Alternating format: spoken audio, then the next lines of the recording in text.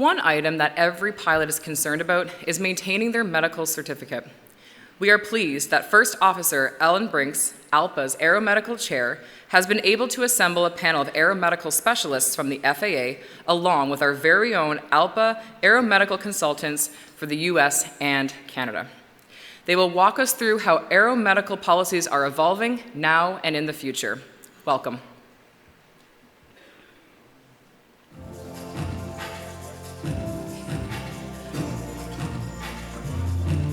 Elle.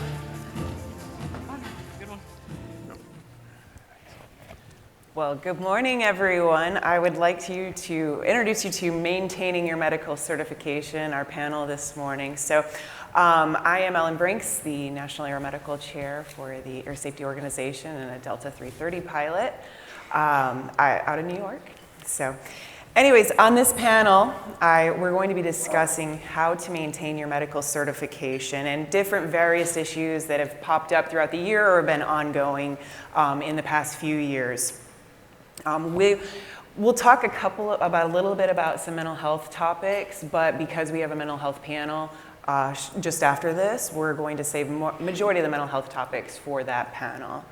And I would encourage you to stay for that. So, joining me this morning, I have our Dr. Daniel Danzig for the FAA and Dr. Quay Snyder from Aviation Medical Advisory Service, as well as Dr. James Daniel, our Canadian Aeromedical Support Director. So thank you very much for joining me today, gentlemen.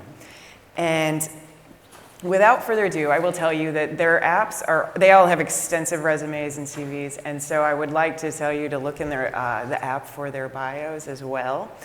But and to tell you also that we have unfortunately not been able to, Dr. Tyler Brooks of Transport Canada was not able to attend this morning, so he does send his regards, and hopefully we're able to get him back here next year. So now, normally, with this being said, our medical is one of those things that we think about because we all like to keep our job being a pilot. And that's when we worry about it, is about the day the month of the medical is due.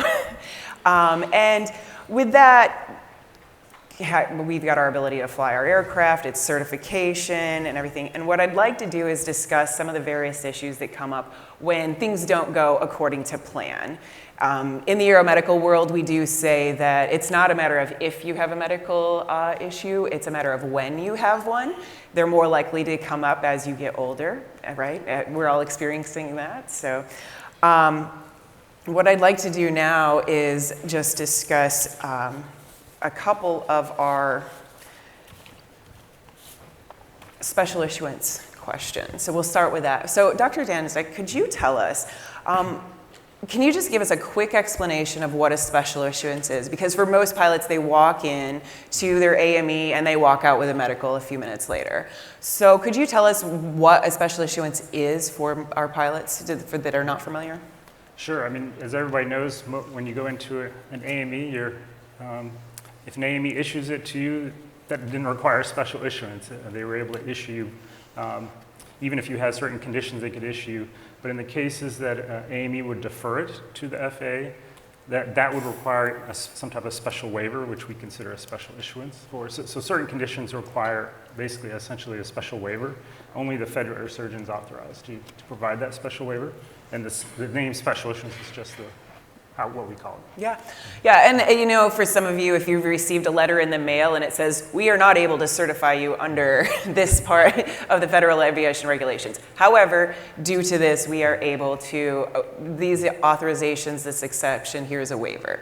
So with that being said, could you tell us how the protocols are actually developed for a special issuance example? Let's say, for instance, something in a cardiac. There's been a lot of cardiac cases that have come up recently.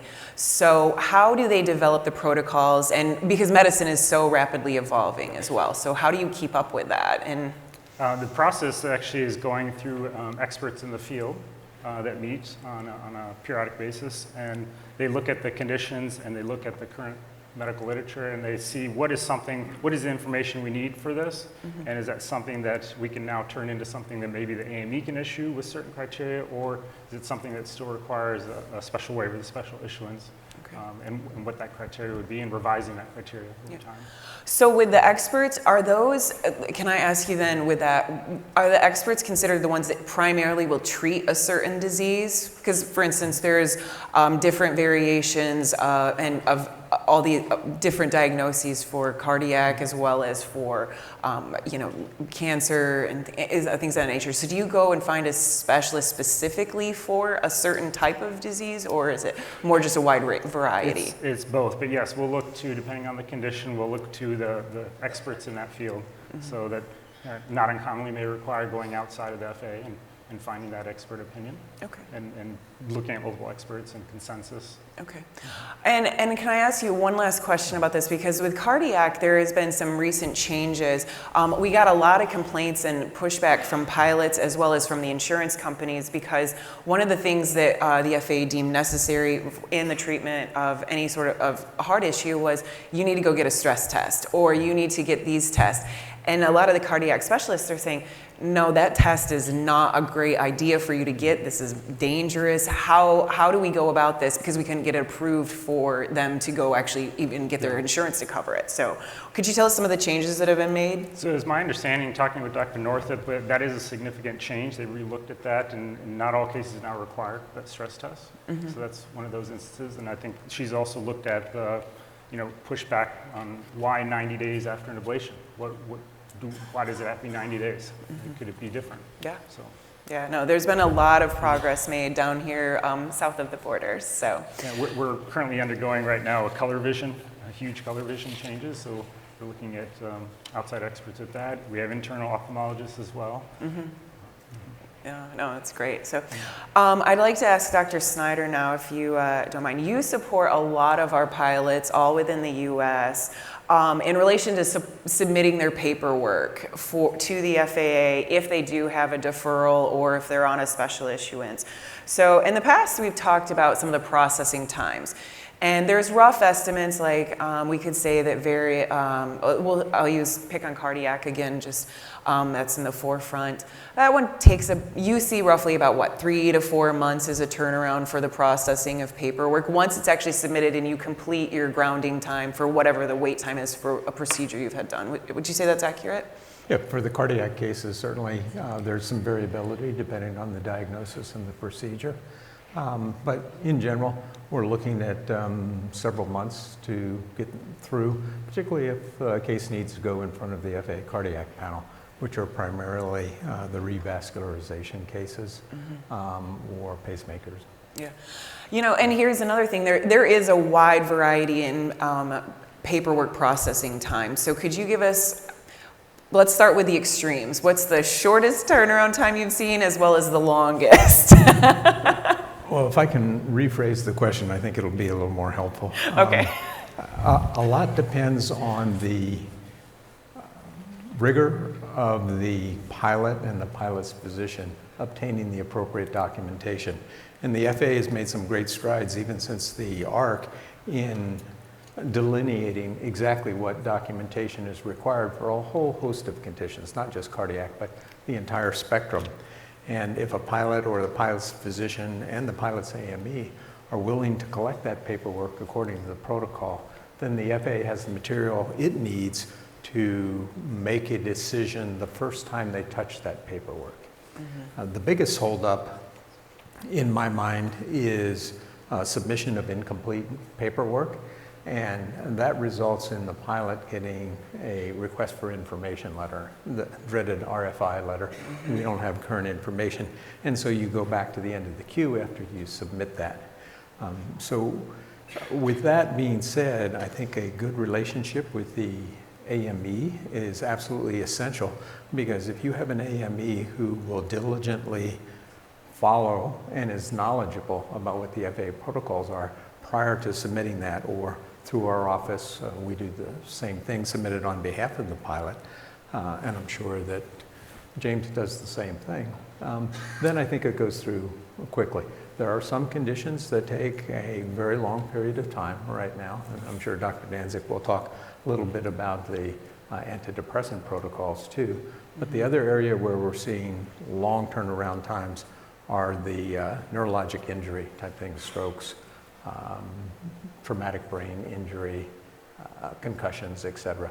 And those seem to take quite a bit of time, and it may be because of the resources that the FAA has to dedicate to review of those cases and the protocols which require certain waiting periods.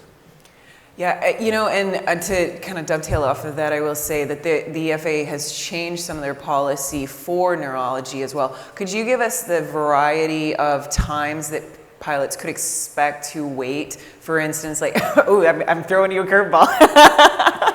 But No softballs. no, well, you've done this for so long. No, but they've just recently changed their protocols, so there's different variations of wait times dependent on what has happened to you from a neurology respect. So could you explain a little bit about that? Without going into the details The of entire, each, because yeah. each case is dependent on the circumstances of that individual case. But on the short end, someone can slip and fall and hit their head, but no real loss of consciousness or anything, and the AME can clear the person to go back quickly. There are other conditions where it may require 6 months with a more severe period of amnesia or loss of consciousness.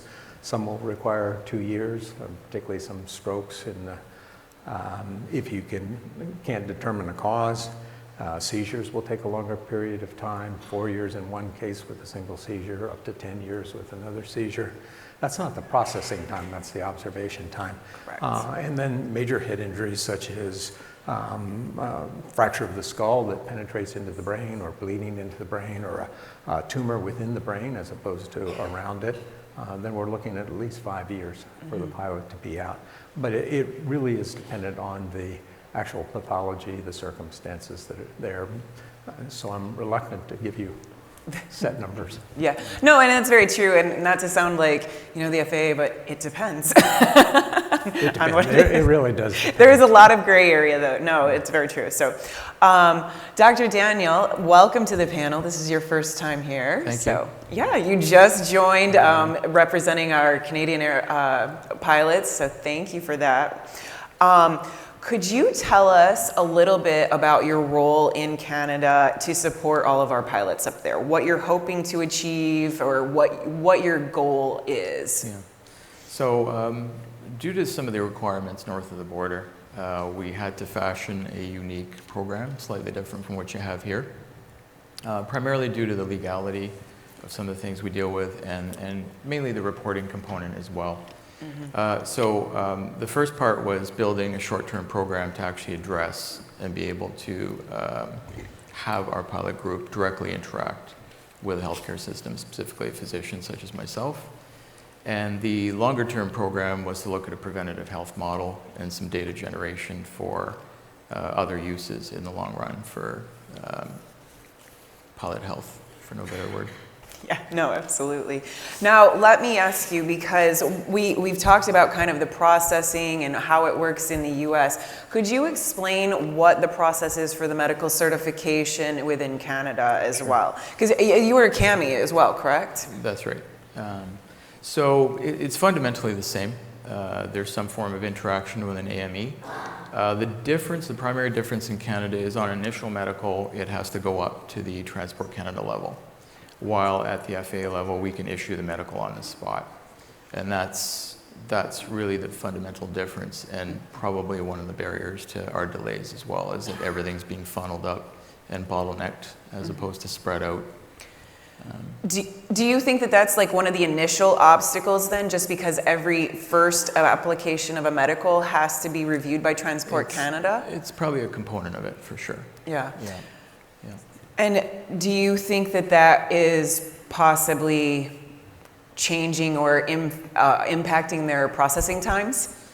Or Yeah. what if you had to define, if you Yeah. could give us a range of processing times for Transport Canada? It's completely unpredictable, to be honest with you. However, lately it's been getting fairly quick, so there's a positive trend for sure. The bigger issue that we have is anytime you do an ECG, an audiogram, an ancillary test like a stress test, you're dipping into the Canadian healthcare system. So that can take many, many months to get a simple test done, 3 to 6 months. So often that's the bigger rate limiting step. And if it's a complex case, as Quay talked about, there's a lot of review done at a higher level. And, their goal is to have you flying. So it requires a lot of scrutiny and a lot of time. So dipping into the Canadian healthcare system is probably one of the key rate limiting steps. Okay, so you have the same issues as us in the US then? He's like, he doesn't want to say it, so I'll say it. No, okay, well, with that being said, Dr. Danzig, could you tell us one of the great things that I think has been, and it was a recommendation in the FAA mental health ARC as well, but one of the things that has come out and really improved over time has been the Guide for Aviation Medical Examiners.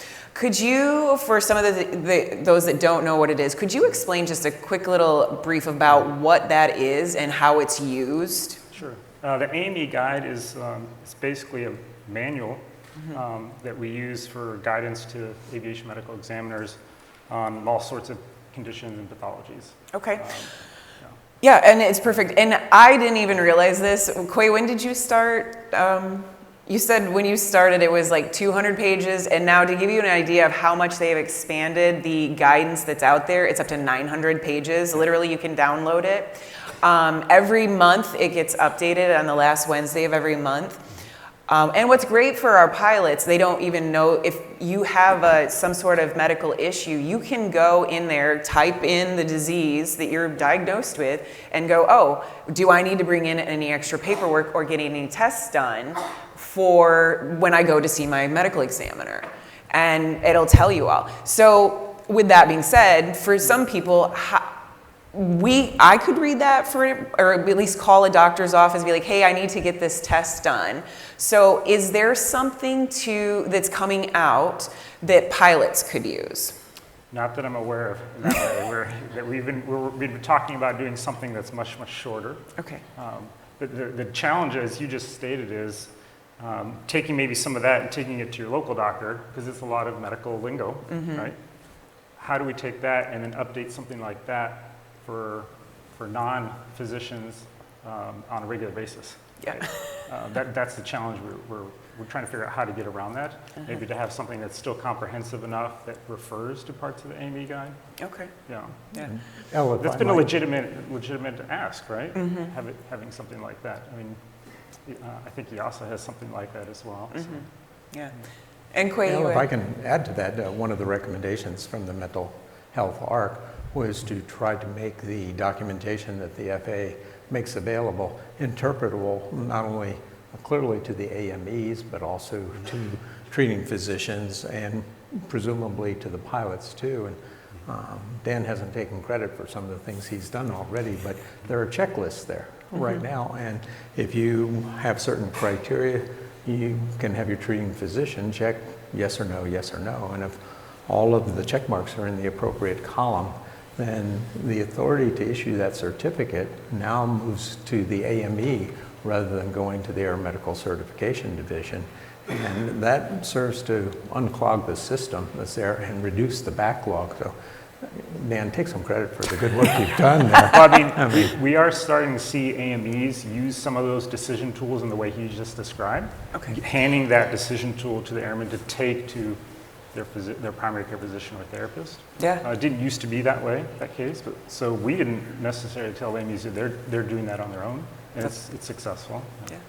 Yeah, I can tell you, being myself on a special issuance, I print out the page, I send it to my doctor's office, and I go, hey, I need all of the information that's required in this so that I can bring it in for my medical. And then I walk out typically with my medical. But I mean, getting to the heart of it, what you were saying, it's about health literacy, right? How do we direct a pilot or their primary care physician or a specialist involved in the care to know exactly what it is we want to say in the workup? That's always has been a big challenge. Yeah. And when pilots contact our office, we send them copies of the checklist, along with the checklist what to do, and I'm sure you're doing the same thing. Well, one of our rate limiting steps is there's a big asymmetry of information where we at the AME level don't have that, but transport does. And because they're going through a number of changes right now and updating the standards, which are not approved by Parliament officially, they can't actually post it publicly. So the pilots are caught off guard, we're caught off guard, and then all of a sudden you get a letter from Transport Canada. And so that's one thing we're trying to work through, is getting that information out. The FAA is exceptionally good. Yeah. There, you heard it here, folks. No, well, so Quay, I think one of the things that we have alluded to is the processing times. Could you tell us, you mentioned the request for information letter. Could you tell us, because I've got a lot of recent complaints from pilots about, hey, what is this RFI letter? What do I need to do with this? Could you tell us, are you seeing more of those come through your office? Like, are pilots calling you about that because they're getting those letters, or? Yes, we are. And it's primarily because of the backlog of cases, both at the Air Medical Certification Division, also sometimes at headquarters too. The FAA considers information current if the evaluation is done within the last 90 days when they do the review. So a pilot and his or her AME may submit the information on a timely basis, but because of the backlog and the resource limitations that the FAA has, they can't review it on that timely basis. So by the time it ends up in a FAA physician's hands or queue, the information may be more than 90 days old, and then they're required to request additional information or a current update, and that's the dreaded RFI letter, request for information. Yeah, and and one of the things that in the digital age, we're so used to conversing via either phone or text message or email, and it's just all digital based. And for those of you that don't know, there is a federal law out there, a federal statute that actually, when you're applying for a license, if you have to submit an application for a license, the governing body must request all documentation in writing. So that means that the FAA can't email you. Now, would I love to change that law? Yes. Maybe because one of the issues that we see is it can take easily 3 weeks for a pilot to receive a letter for anything. And then and if you read the letter, it says you have 60 days from the date of this letter to get everything submitted to us. So what happens if a pilot never received the letter? Because I know things have gotten lost in the mail. What happens if they're out on a trip and they are like, I can't get to the doctor in time to get even this information? What do they do? I'll answer that question, but I want to mention something about the RFIs, because it's part of that question that we've discovered is adding to some of that. Like, once we had the portal available for AMEs to upload documentation electronically over a year ago, that increased the efficiency at Oklahoma City to process that initial certificate. Okay. But at the same time, if there was an error in that documentation, or if they couldn't attach a PI number to it, or if there was missing documentation, that basically meant an RFI letter is going out, and the letters are crossing the mail. Airmen might be sending it in, or AME might be uploading it after the fact. So then that's automatically a delay, like 6 to 8 weeks right there for us to relook at that case. So this gets to your question, though, because we've always had that issue with, what do I do if I get this letter or I haven't seen it? There's legalese in there that says if you don't respond within 60 days, basically if you call Oklahoma City or AME calls on your behalf, they'll give you more time. Okay. We completely understand what happens. And sometimes it's waiting to get that specialist to provide us a specific comment on something too. So. Okay. With that, is there a standard, for instance, like is it if you call, is it an automatic 30-day extension, or do you say, hey, listen, I can't get into my specialist until this date? Is that how that works, or just to give people an idea of what would happen? I think it's up to the analyst and the airman just requesting what time that is. Okay. I don't think they put a time limit on necessarily. Okay. All right, great. Because I know that there have been a few pilots that have called in there, like they get the letter from the attorney saying, you now are required to submit your medical to us and return it, and we'll let you know when you can have it back. So, and for a pilot, that is very scary to get that. Nobody wants to be in trouble with the law. Right. So. Al, if I might add to that too, I don't want to throw the FAA completely under the bus for the, Right ahead. for the RFI letters. Another cause, as Dan mentioned, was incomplete information. So doing that, but Dan brought up an excellent point about having the AME make a call if this documentation has come in. So people in this audience have heard me on my soapbox before. You really want to have a good AME who knows what he or she is doing, because if you go to the AME who just collects your money and issues a certificate, but isn't familiar with what's in the guide or is not willing to call the analyst at the FAA to explain on your behalf what's going on, then you don't really have an advocate, either the offices of Aeromedical or the AME, to get that paperwork done. And those people suffer by 2 or 3 months by not having someone who's willing to make that call. So I really plead with pilots, establish a long-term relationship with AME who's thorough and knowledgeable and will go to bat for you. And I think it would be the same thing in Canada as well. Quay, you bring up a very good point with that. So the physicians that are on your staff are not AMEs, so they have no reporting requirement to the FAA, as far as confidentiality is concerned. Now, with that being said, can your AMAS physicians call on behalf of a pilot if they're working with your office as well, or is it only the AME that is allowed to call to get that extension? We call routinely, again with the pilot's permission, because if we're submitting any case to the FAA, we have the written authorization to, but that opens up the window for an exchange of information. And we tend to use that for particularly confusing cases or nuanced cases, or perhaps something urgent, like someone is going to drop off the seniority list or lose their disability, or other things that are career threatening, where we really need a quick intervention. No, that's great. So, well, Dr. Daniel, could you tell us then, how does that, can you, let's say, do the RFI letters that happen in the US, do those go out in Canada as well? Well, they do, yeah. Okay. And analogous to the FAA, we upload everything on a secure portal. Okay. So everything's fully digitized. Oh, so you're there. We've got some work to do then down south. That's great. So then you are not bound by snail mail? No, as a matter of fact, they even email the pilots now. It's a mandatory field in the application. So the pilot gets a copy and I get a copy digitally of any follow-up letters. Oh, that's great. Yeah. So do you think that is, well, I guess let me ask you this then. Are there any other initiatives that you're aware of in Transport Canada where they're working on to better streamline the whole entire process? I think the most interesting thing that we've introduced in the last few years is we can actually renew by telemedicine.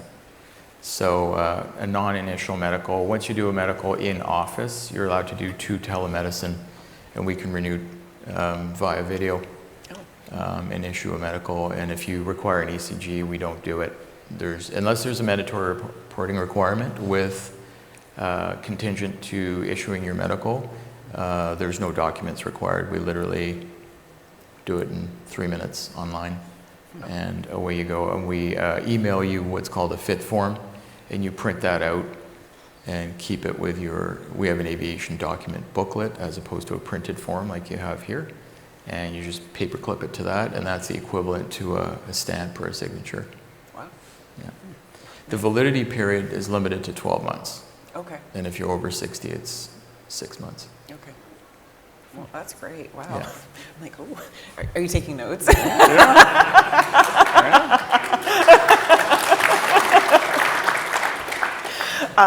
So, Dr. Janczyk, I'd like to ask you, we talked a little bit, or just mentioned briefly, the FAA mental health and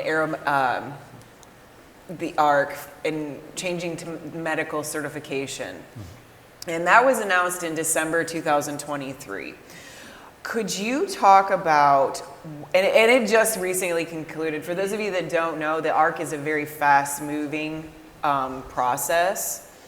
And could you talk about why that was formed by the FAA? What brought it to the forefront?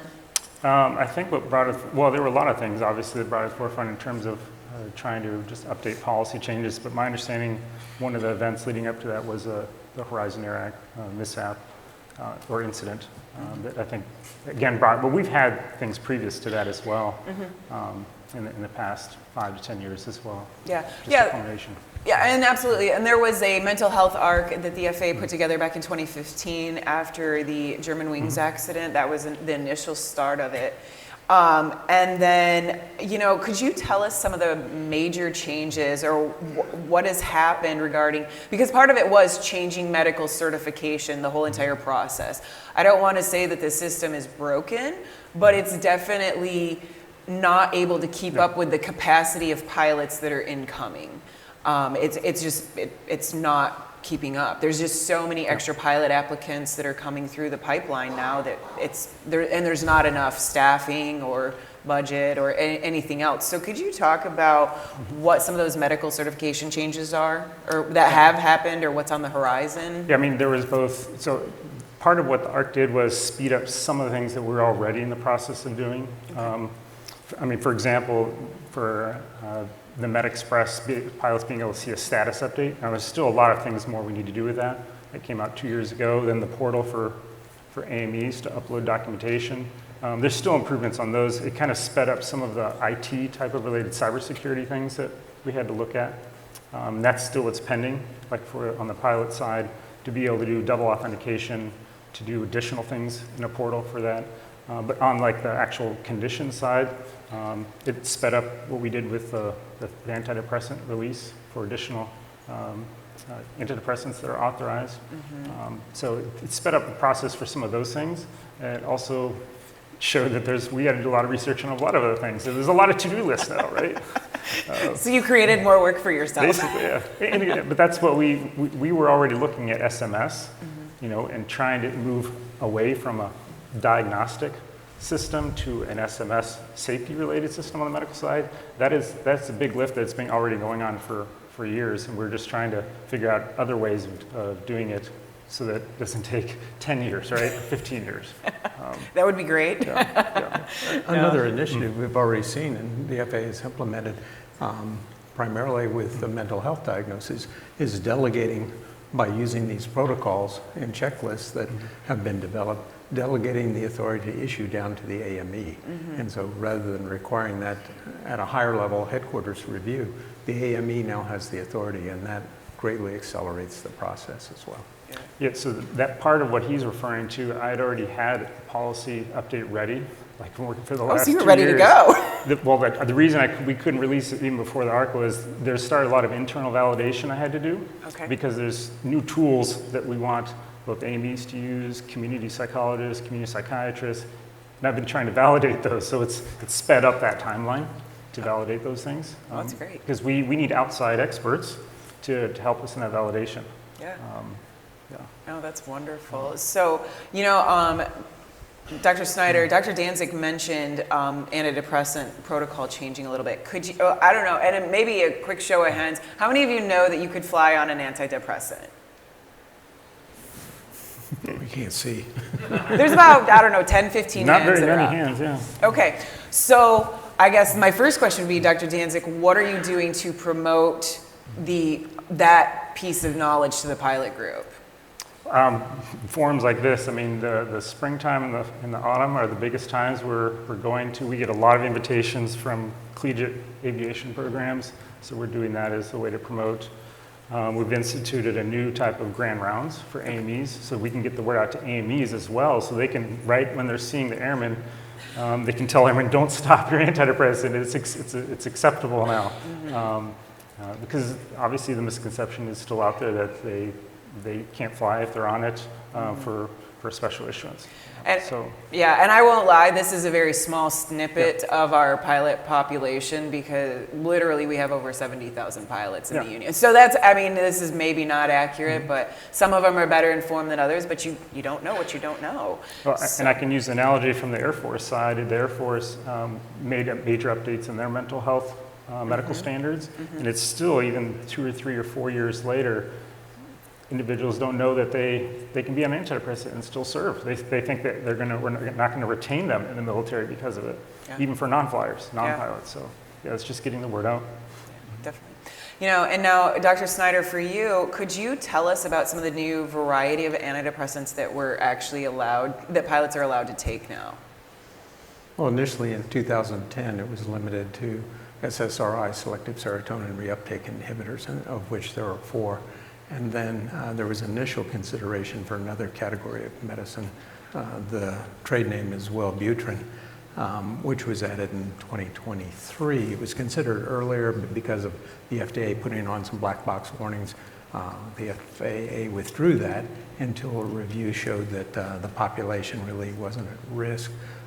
That being said, that's limited to only the sustained release or the extended release rather than the short term, and Dan can explain the reason why. And then shortly following the ARC, but I know it was in the works before the ARC, we had a new category of medications.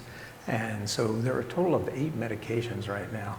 And if you ask me to name the generic names, I can't do that, but Dan can. No, but you could find it in the Guide for Aviation Medical It's Examiners.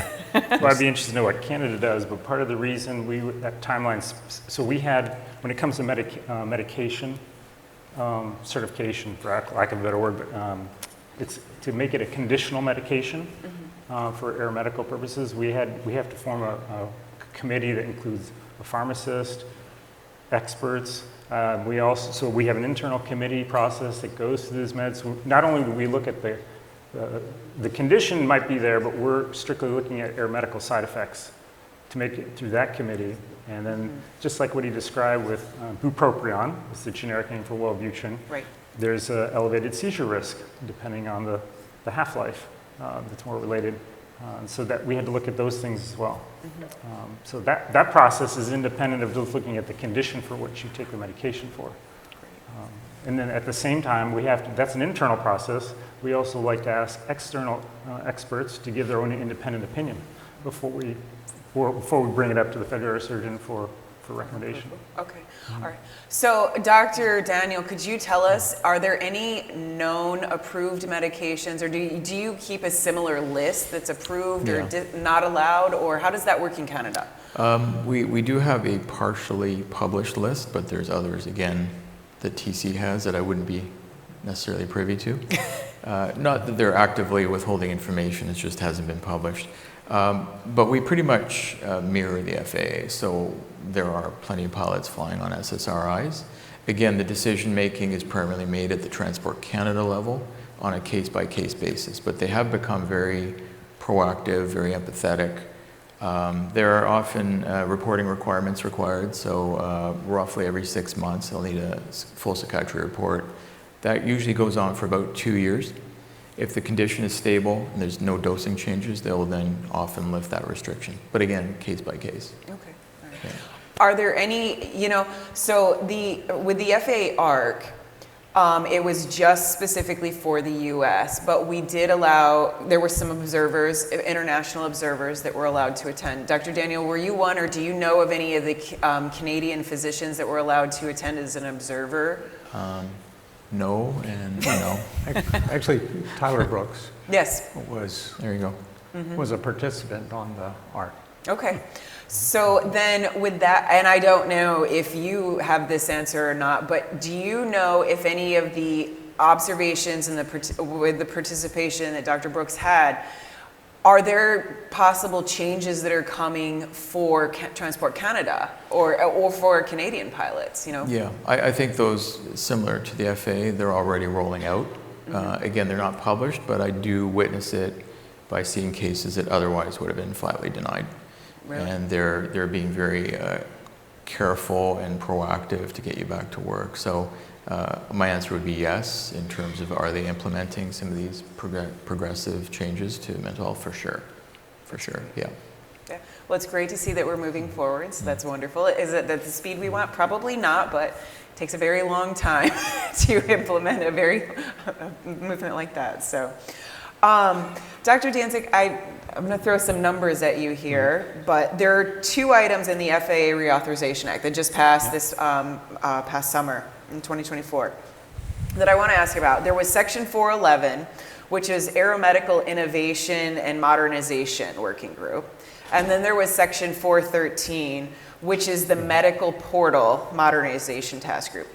Could you give us a brief overview of those two sections? Because that equates to money for you. So how are you going to implement those types of budget changes? Or what are you planning to do with that?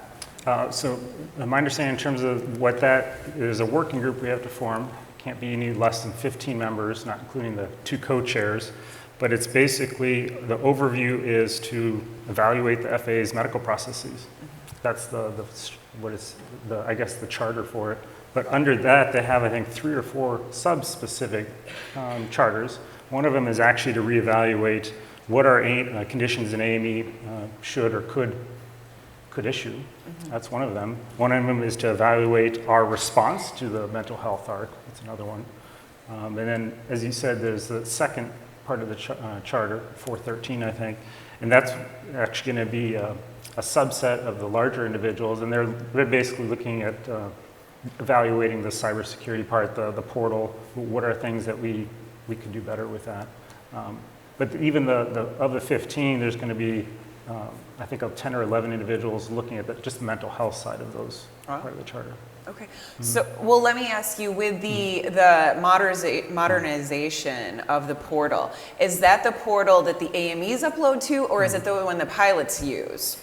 Both, but mainly on the pilot side. That's where we have the most challenges right now on the cybersecurity that we need to improve. Okay. So is it going to remember our previous visits from the doctor so we don't have to re-enter them? Yes, one of the goals is after we get the double authentication thing cleared for that part, Okay. you could look at your past flight physicals and what you submitted.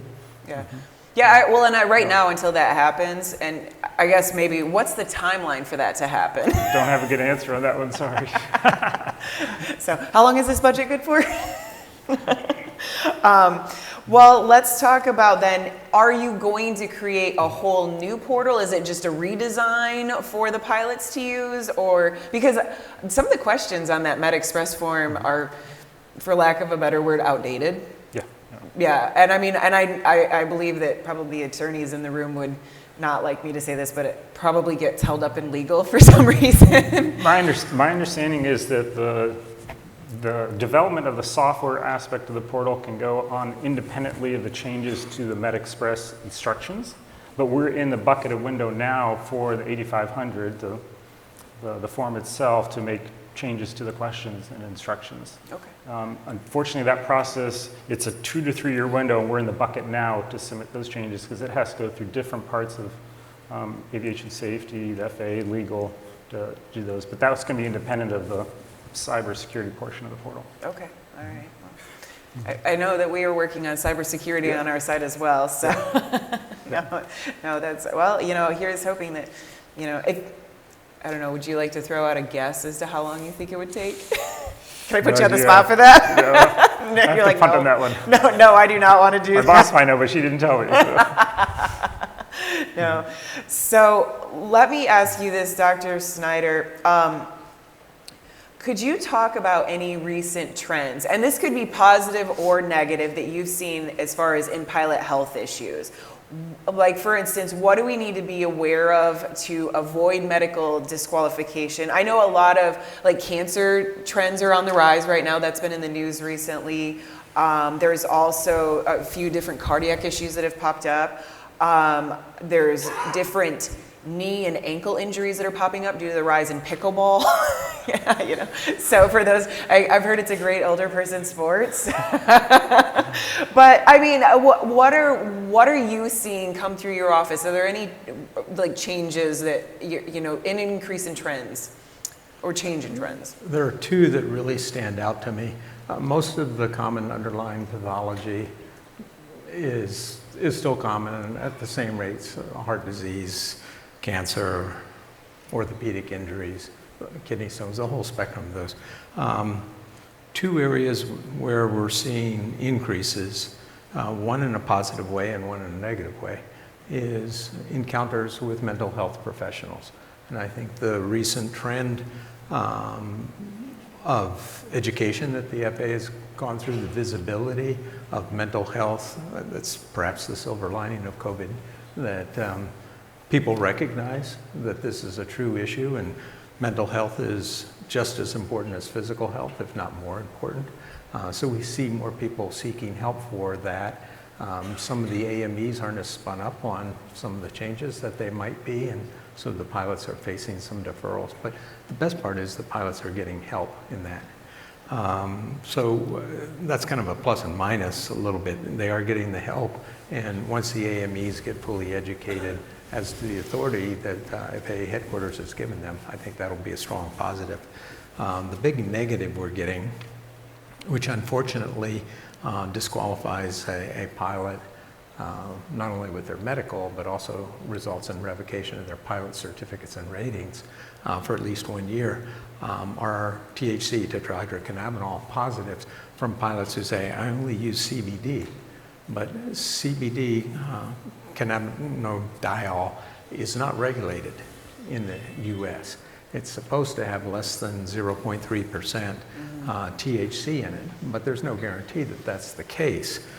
So if someone were to use what they believe is a CBD product that is THC free, but subsequently test positive, that's not an excuse at all, and it'll be considered a violation of the DOT regulations, and that results in revocation of the medical, pilot certificates and ratings, a minimum of a 1-year period before they can go back and apply for their private pilot cert, or their student, their private, their commercial, their instrument, their multi, and their ATP. So that's a very, very serious career consequence. And it jeopardizes their job because in many cases they'll be terminated since they don't have a pilot certificate anymore. So for the pilots out there and for all of those that you talk to, my strong, strong recommendation is it is not worth risking your career on something that may jeopardize that because you think it might work. And oh, by the way, there's no scientific evidence that it works for anything besides pediatric seizures, a certain type of that. So please stay away from that, even if you go to Trader Joe's and things like that. It's just not worth the risk. But we're seeing a spike in those. The other thing we see is, but it's more we hear about, we're not seeing it in our pilots, is a lot of the youth have had ADHD in the past, and people needing to explain or refute their prior ADHD diagnosis through the testing process. But that's a little bit of increase in the ALPA pilot population, but from what I hear, it's more in the people who aspire to become airline pilots. Yeah, the younger generations that are starting to apply. Yeah, absolutely. Yeah, and I've always been informed that it CBD and THC, CBD is not federally regulated as far as in Canada, THC is regulated, it is legalized.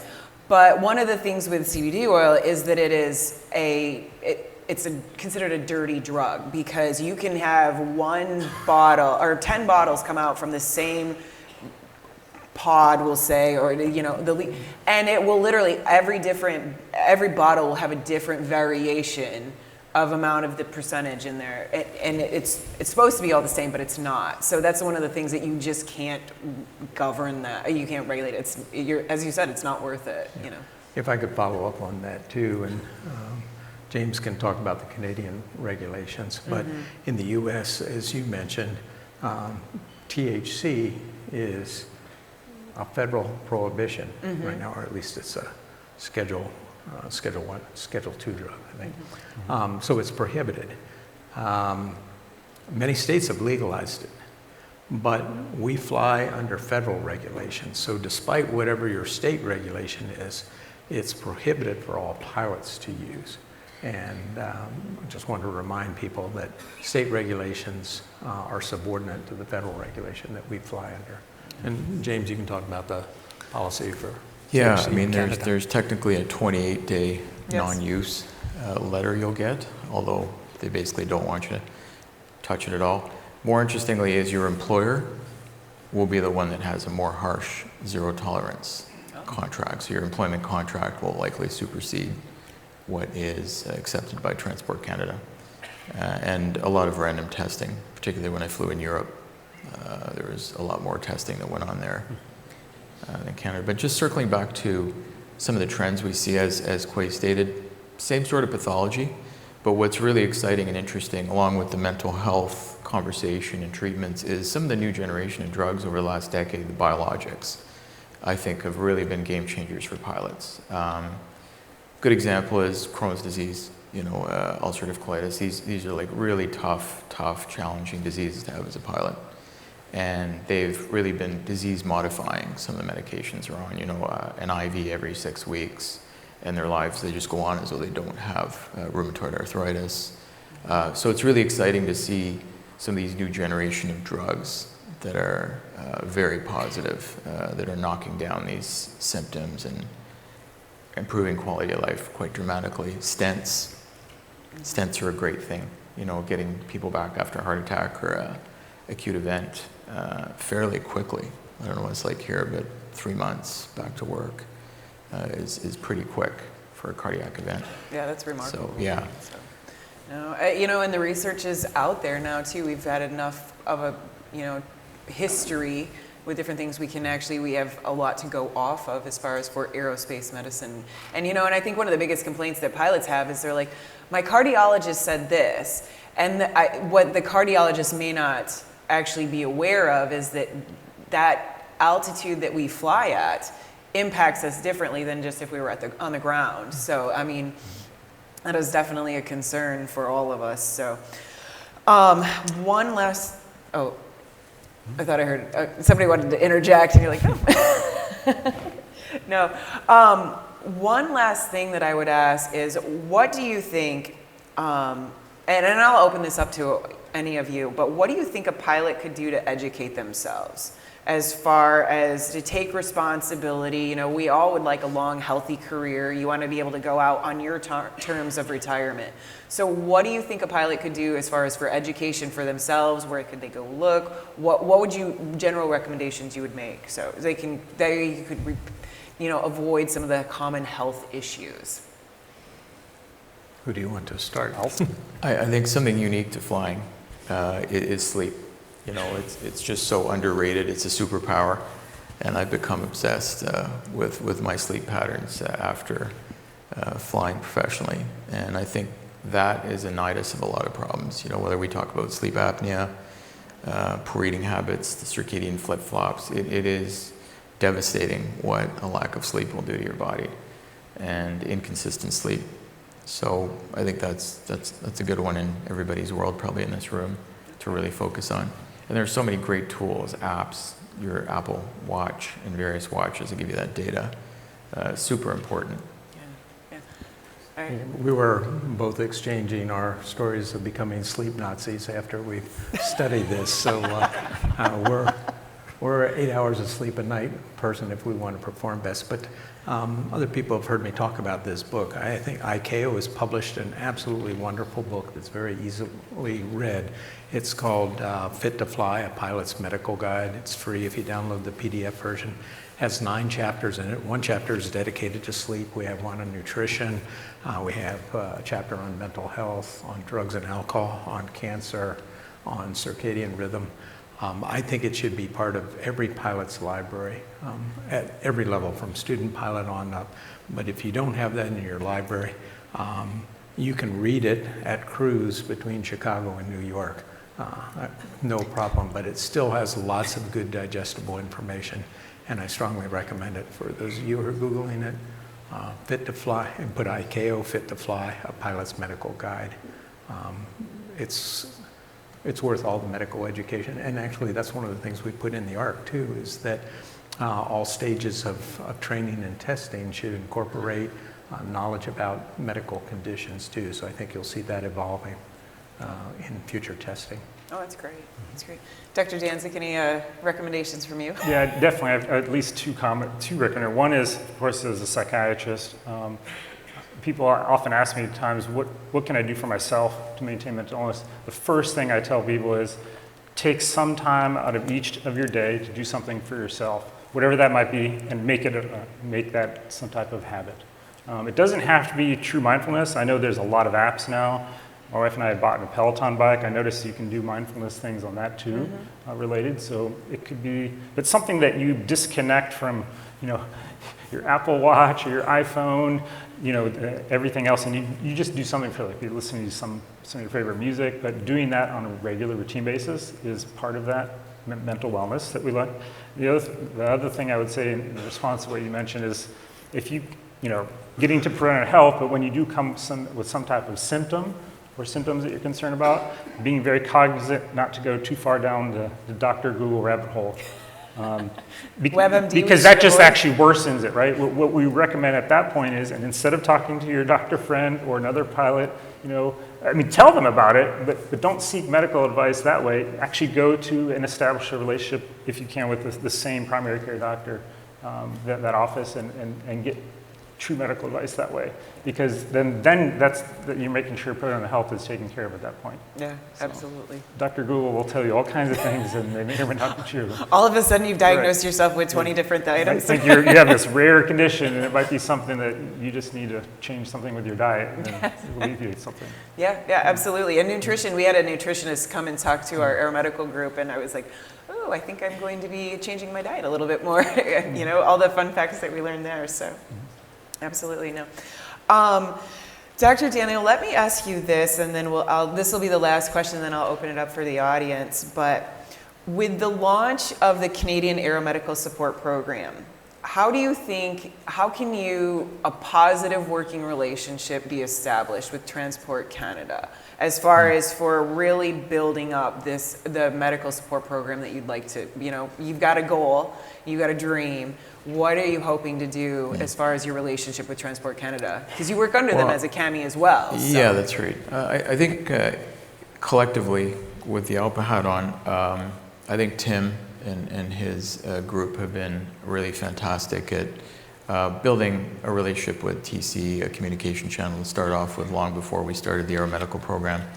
And we're sort of making incremental gains, trying to convince them we're not threatening and that we're all in it together. And I think, you know, it's going to be a long process, but they have been very positive to meet with us and to work with us. You know, simple things like the information sharing where we can preemptively figure out what the standards are, order the tests that you need, and reduce their workload as well. So it's a lot of small steps over a long period of time, but it is moving in the right direction. All right, well, thank you very much, doctors. I appreciate your time and telling everyone here about the great work that's moving forward and where we're going and what's up in the future. So thank you very much. Thank you. Wow, look at you.